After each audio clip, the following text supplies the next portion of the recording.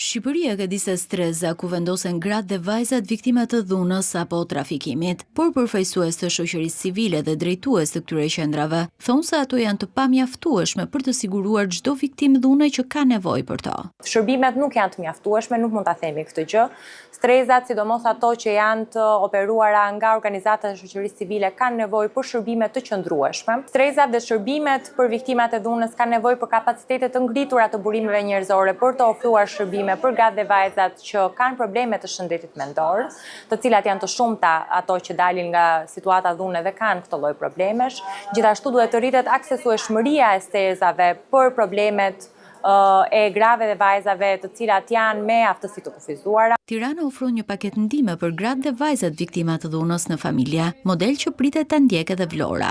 Për të lehtësuar ekonomikisht viktimat e dhunës me bazë gjinore, tu jepet një paketë ushqimore viktimave me urdhër të mbrojtjes, viktimat e dhunës me urdhër mbrojtje, tu jepet një paketë ushqimore, ndoshta në një vlerë pak më të lartë se Bashkia e Tiranës, çdo 3 muaj dhe njëkohësisht të mbështeten me pagesë gra kryefamiljare për mjetet e tyre personale.